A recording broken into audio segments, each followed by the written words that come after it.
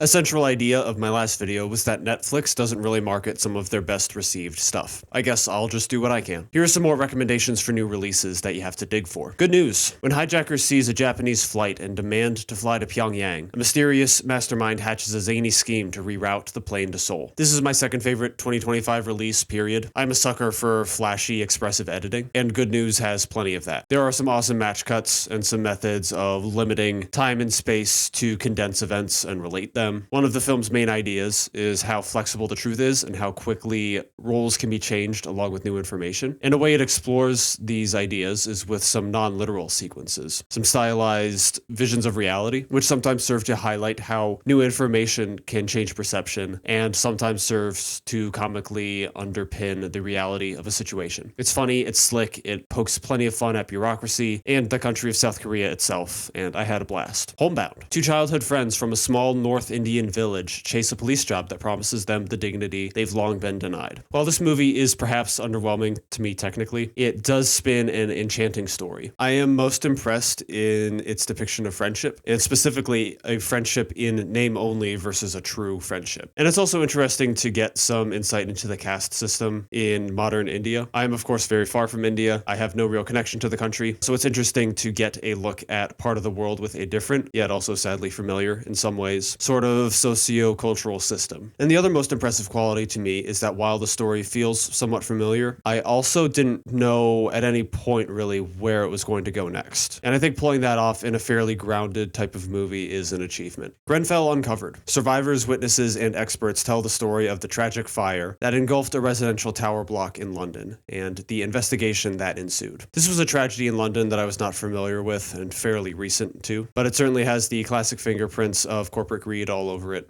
It's a tough watch, as you do hear real accounts from calls on that night and also from people directly who were affected by it and involved in the fire itself. But it is a comprehensive look at many points of failure and a sympathetic look at some people who could perhaps come across as villains. All the while it's kind of tracing the blame up the ladder to see where it ends up. It's a compelling watch, and while it's unfortunate that it exists, we do kind of need these documentaries to exist to call attention to some of these things. Wick Is Pain. This is a documentary covering the foundations of the John Wick series, and it serves as a sort of commentary on all four films and some major figures which made the series happen. It's a pretty simple sales pitch, really. If you like the John Wick movies, I think it's very likely you'll appreciate what this brings to the table. A major takeaway for me was just how incredible it is that really anything good ever gets made. There are so many potential obstacles to a movie happening to begin with. This series barely got off the ground due to a number of reasons, not the least of which was financial concerns. But hearing, the internal strife, injuries that, Keanu went through, all these things, it's just amazing the series made it to the point that it did. And it's also another reminder to me of just how important the edit is in narrative films, not just in terms of moment to moment, the way it affects the movie, but just in terms of shaping the movie into what it will become. Hearing how much things changed is kind of hard for me to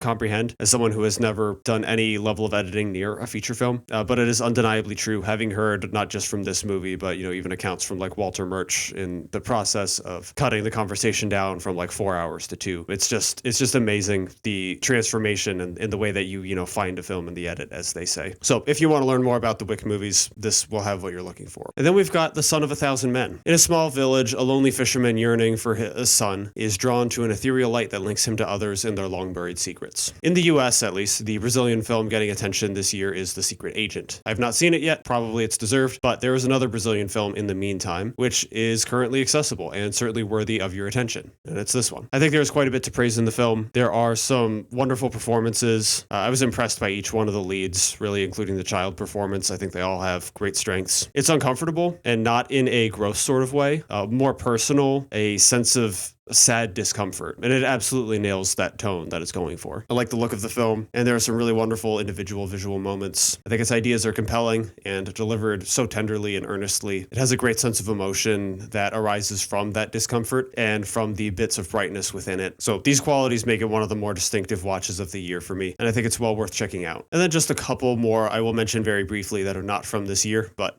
also that I have seen on Netflix and enjoy quite a bit. One is Falling in Love Like in Movies, one of my favorite movies of 2023. Very unique sort of romance movie that is also a commentary on the Indonesian film scene. Highly recommend, big fan. Another one is Guardian of the Monarchs. This was one of my favorite documentaries of last year, and it's an interesting way of kind of getting into a surprising influence of cartels on drug-ravaged areas of Mexico in this case. I love the way it kind of weaves nature into this like social narrative to show like a, again, surprising effect of something you wouldn't associate with cartels. Turns out they affect nature preserves too in some cases. And another one is Kill Boksoon. This is the same director as Good News and has some similar stylistic hallmarks. This one is similarly kind of funny and lighthearted, but also, serious in its own way. It's about like an older female assassin who's probably a little bit past her prime, but still near the top of the game. And it's about her balance with parenthood. It's a great time. Very like, high class,